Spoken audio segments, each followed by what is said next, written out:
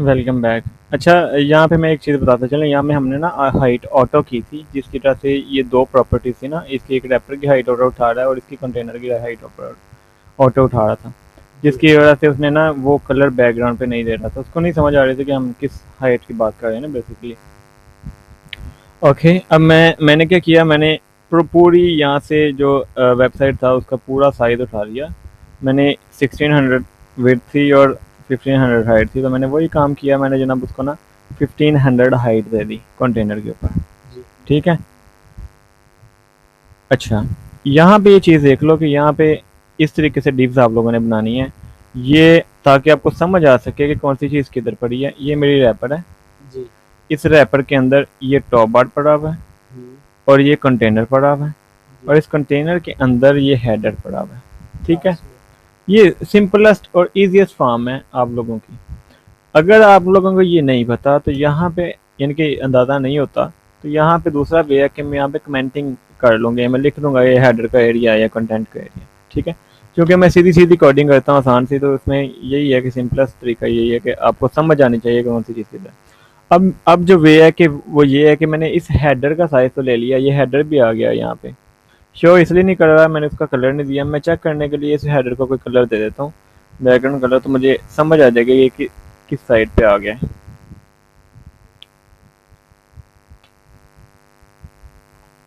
Colour मैंने लिया, यहाँ से मैं इसको कोई भी कलर दे देता हूँ टेस्टिंग के लिए जस्ट। यहाँ पे आके मैंने रिफ्रेश मारा तो ये मेरा हेडर है। ठीक है। और जी। ये साथ मेरा ग्रे कलर भी आ रहा है इधर।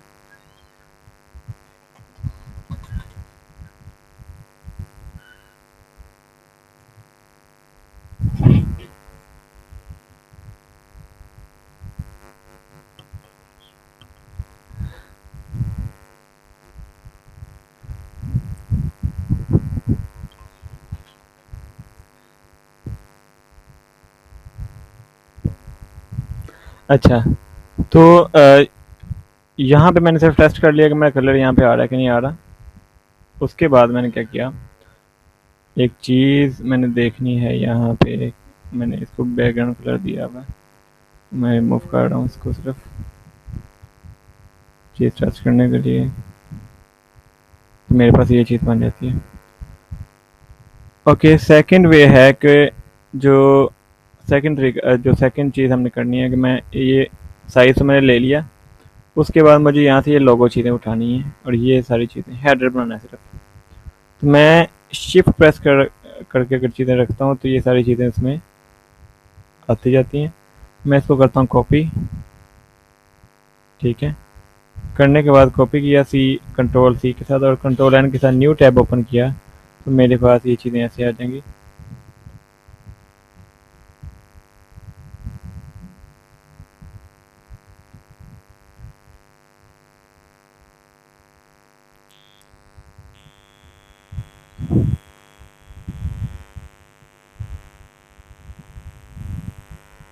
इस चीज़ को दोबारा देखें। शिफ्ट के साथ मैंने ये जो लेयर्स पड़ी हैं इन लेयर्स को उठाऊंगा। कंट्रोल सी प्रेस कर किया मैंने।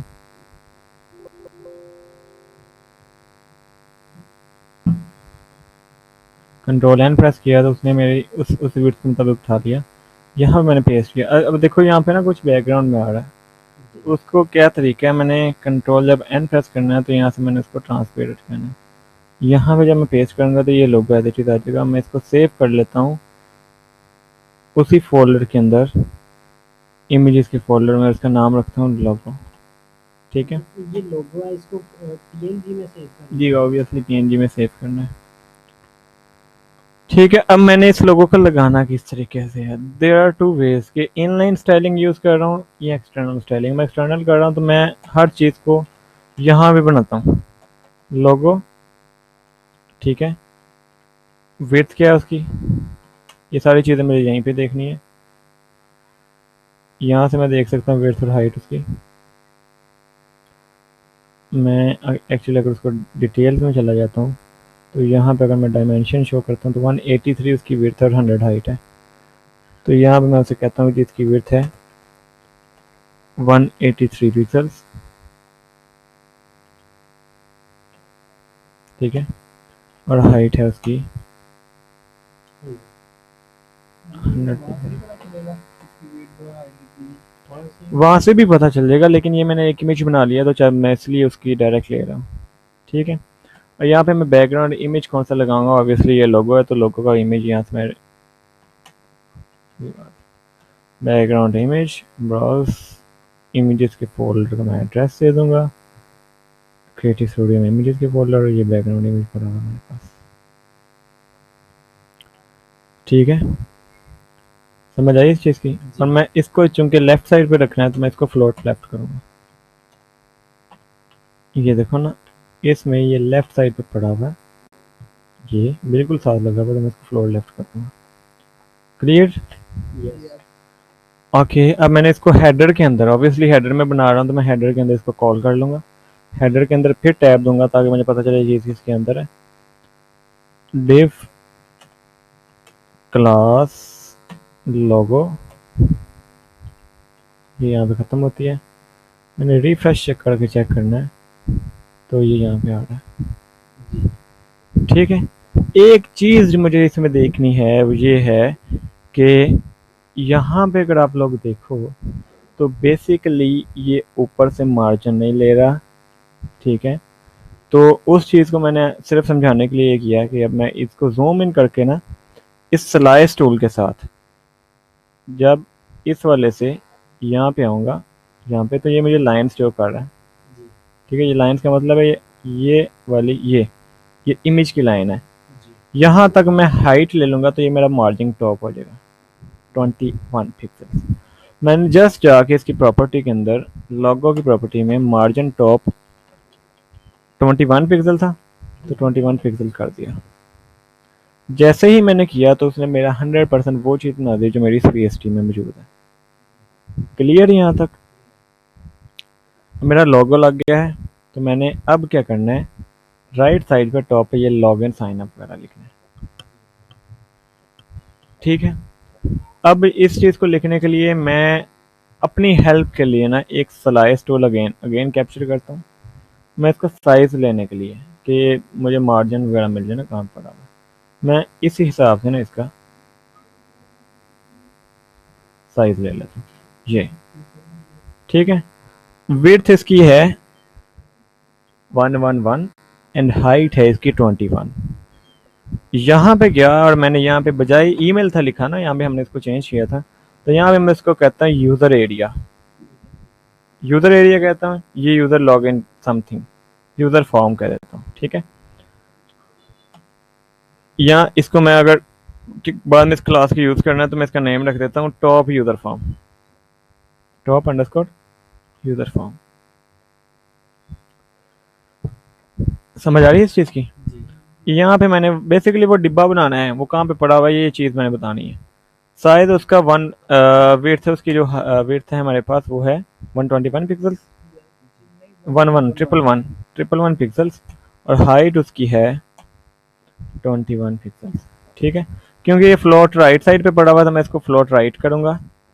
जैसे ही फ्लोट राइट किया तो मैं इसकी स्टाइलिंग भी कर सकता हूँ। स्टाइलिंग मतलब मैंने 100% बतानी है कि इसमें जो मेरा फाउंट आएगा वो किस कलर का होगा, क्योंकि हमने कलर ब्लैक यूज़ किया है। फाउंट का साइज़ क्या होगा मैं अभी वो देखता हूँ कहाँ से ढूंढूंगा, मैं सिर्फ प्रॉपर्टी बंद कर रहा हूँ। और फाउंट फैमिली क्या होगी ये सारी मैंने यहाँ पे लिखी हैं सिर्फ। ठीक है, ये प्रॉपर्टी बंद की, इनकी वैल्यूज़ कहाँ से लेनी है, इधर मैं गया तो मैंने ये टेक्स्ट फॉर्मेट पे क्लिक किया, मैंने इस पर क्लिक किया तो उसने मुझे बता दिया कि एरियल है, रेगुलर है और 13 साइज है उसका, यानी कि 13 पिक्सल्स में है। तो मैं यहाँ पे आया, मैंने उससे कहा जी साइज़ जौन सा है वो 13 पिक्सल है और फैमिली जौन सी है वो एरियल है। ठीक है, अब ये टॉप यूज़र फॉर्म ऑब्वियसली ये हेडर के ऊपर ही पड़ा है और लोगों के सामने पड़ा हुआ है, तो मैं इसको यहाँ पे डिव के एक नया डिव बनाता हूँ, हेडर के अंदर ही काम कर रहा हूँ मैं। ठीक है, यहाँ पे बना के मैंने टॉप यूज़र फॉर्म ऐड कर दिया। ठीक है, अब इस तरह हम देखते हैं कि ये वहाँ पे मौजूद हुआ कि वहाँ पे आया कि नहीं। यहाँ पे मैं इसका कलर दे रहा हूँ सिर्फ टेस्ट करने के लिए, इसकी मज़ीद स्टाइलिंग जो सी हम नेक्स्ट लेक्चर में करेंगे, लेकिन अभी मैं सिर्फ दिखाने के लिए इसका बैकग्राउंड कलर देता हूँ कि यहाँ कहाँ पे आता है। ठीक है, जैसे ही मैंने दिया मैंने रिफ्रेश किया तो ये बॉक्स यहाँ पे आ गया, क्लियर हो गया।